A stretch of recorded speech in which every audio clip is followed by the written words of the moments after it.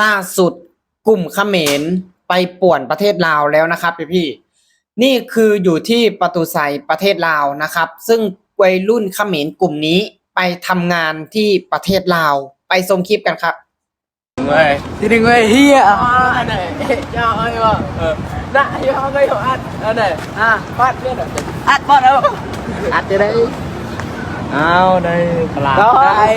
là đằng này vẫn gì เอานะครับพี่น้องนี่คือกลุ่มเขมรนะครับกลุ่มเขมรที่ว่าไปทำงานในประเทศลาวเนาะบ่นำกับบ่ฮู้หรอกครับว่าเขาไปทำงานหยังแต่ว่าไปเฮ็ดแบบนี้มันบ่สมควรเพราะว่าตรงนี้เป็นประตูไซนะครับเป็นประตูไซซึ่งคนไปนั่งเล่นนะครับเป็นคนไปนั่งเล่นไปนั่งเที่ยวแต่กลุ่มนี้กลับไปสร้างกลุ่มสร้างแก๊งและไปสร้างความปั่นป่วนให้กับคนลาว สบายดี FC ทางฝั่งไทยฝั่งลาวนะครับผมวันนี้ก็มาอยู่ในซ่องบ่าวลำซาแนลเส้นเก่าเส้นเคยนะครับพี่น้องล่าสุดนะครับเขมรป่วนไทยเรียบร้อยแล้วก็ไปป่วนประเทศลาวต่ออีกพี่น้องนะครับคือกลุ่มนี้เป็นกลุ่มแรงงานชาวเขมรนะครับที่ว่ากลับจากประเทศไทยนะครับเพราะว่าทางประเทศไทยนะครับบ่รับแรงงานเขมรแล้วและไปอยู่ในประเทศตัวเองบ่มีงานเหตุงานทำนะครับและก็ไปเหตุงานอยู่ในประเทศลาวพี่น้องนะครับไปเหตุงานอยู่ในประเทศลาวและไปสร้างความเดือดร้อนสร้างความปั่นป่วนให้กับทางประเทศลาวและบารามก็ติดตามข่าวนี้อยู่นะครับติดตามเรื่องนี้อยู่ว่าทางเจ้าหน้าที่ลาวนะครับสิเฮ็ดแนวไหนเกี่ยวกับกลุ่มเขมรกลุ่มนี้นะครับที่ว่าไปสร้างกลุ่มตั้งแก๊งนะครับไปสร้างกลุ่มตั้งแก๊งอยู่ในประเทศลาวและสร้างความเดือดร้อนสร้างความปั่นป่วนคือคนประเทศนี้นะพี่น้องไปอยู่ไสก็สร้างความเดือดร้อนอยู่หั่นนะคือเขาบ่ได้คิดว่าไปอยู่บ้านเพิ่นเมืองเพิ่นก็ควรที่จะเคารพนะควรที่จะเจียมเนื้อเจียมตัว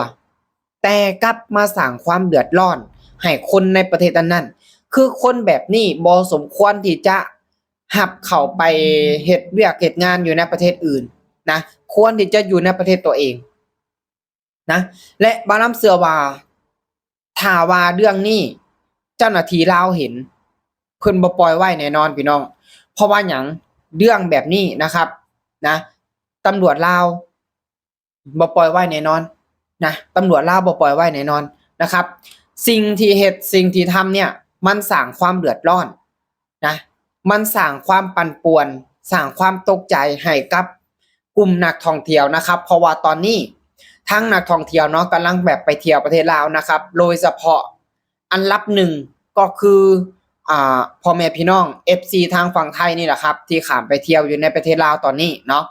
ได้เห็นหลายๆช่องเห็นหลายๆเพจนะครับก็พากันหลั่งไหลข้ามไปเที่ยวในประเทศลาวพี่น้องนี่นะครับคือตอนนี้ทางประเทศลาวก็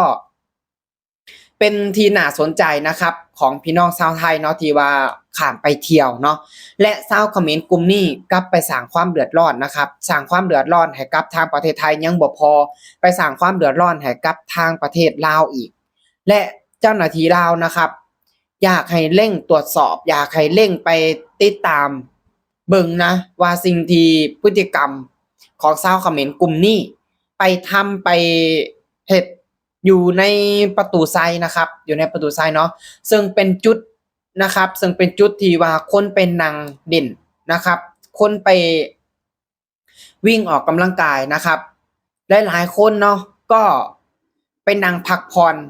แต่ชาวเขมรกลุ่มนี้กลับไปสร้างความเดือดร้อนมันสมควรบ่มันถูกต้องบ่แบบนี้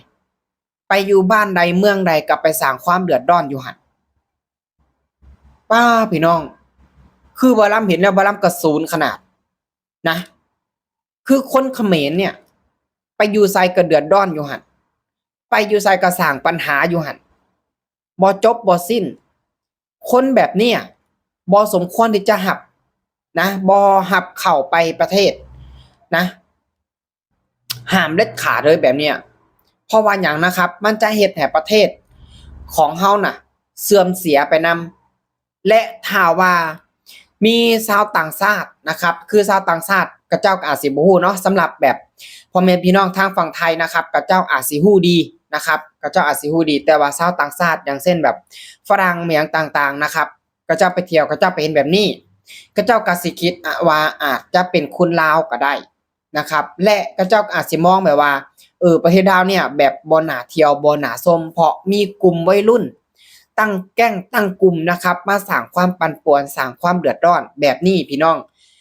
มันก็บ่เป็นตาน่าเที่ยวน่าชมนี่แหละครับบ่ล้ำอยากให้ทางตำรวจลาวเนาะทางเจ้าหน้าที่ลาวนะครับตรวจสอบเรื่องนี้เบิ่งเรื่องนี้ให้ดีเพราะว่ามันมีผลกระทบนะมีผลกระทบต่อการท่องเที่ยวมีผลกระทบต่อภาพลักษณ์ของประเทศแน่นอนเลยถ้าว่าต่างประเทศนะครับกระเจ้าบ่เห็นบ่ฮู้กระเจ้าก็สิคิดว่าเป็นคนลาวเป็นวัยรุ่นลาวแต่แท้จริงแล้วบ่แม่นวัยรุ่นลาวเป็นวัยรุ่นของชาวเขมรที่ว่าไปเฮ็ดงานในประเทศไทยนะครับคือกลุ่มนี้นะเขาไปเฮ็ดงานนะครับเฮ็ดงานนะครับไปตอบแชทนะไปตอบแชทพี่น้องก็คือสแกมเมอร์นี่ก็บ่จักนะอยู่ในประเทศลาวนี่ก็หลายพี่น้องยังบ่มีการปราบปรามหยังทั้งสิ้นแล้วเนี่ยคือประเทศอื่นก็เจ้าไล่ปราบปรามแต่ว่าอยู่ในประเทศลาวเนี่ยพี่น้องยังปราบปรามบ่ได้เพราะว่าหยังนะครับเพราะว่ามันมีหัวโจกมันอยู่หั่นหัวโจกมันอยู่หั่นมันก็เลยยังบ่สามารถที่จะปราบปรามได้เพราะว่าในเรื่องของอันนั้นมันก็เบิดแล้วนะครับมันก็อันนั้นเบิดละเนาะมันก็เลยบ่มีการปราบปรามใดๆทั้งสิ้นนี่แหละครับพี่น้องเบิ่งเอาเนาะพฤติกรรมของวัยรุ่นเขมรไปทางใดก็บ่ทิ่มบ่ปะนิสัยเขมรน่ะไปทางใดก็บ่เคยคิดว่าเฮ็ดแบบนี้มันสิเดือดร้อนประเทศคนอื่นบ่เฮ็ดแบบนี้ประเทศคนอื่นเขาสิเดือดร้อนบ่เป็นหยังคือบ่ไปเฮ็ดอยู่ในประเทศตัวเองคือบ่ไปตั้งกลุ่มตั้งแก๊งอยู่ในประเทศตัวเองหมอลำก็อยากฮู้คือกันป้าเด้อพี่น้องหมอลำเบิ่งแล้วคือศูนย์ขนาดศูนย์บ่สมควรเฮ็ดแบบนี้เลยอยากให้เจ้าหน้าที่ลาวนะครับไปเบิ่งไปตรวจสอบไปกวดกาเบิ่งหน่อยดูว่ามันเป็นแนวใดวัยรุ่นเขมรกลุ่มนี้นะครับไปตรวจสอบเบิ่งแน่นะโอ้เบิ่งแล้วเขียนกันแบบใดนะครับพี่น้องก็สามารถคอมเมนต์กันเข้ามาได้เนาะนะครับผมสำหรับคลิปนี้นะครับบอลัมก็จะขอฝากกับแค่นี้เนาะขอขอบคุณครับผม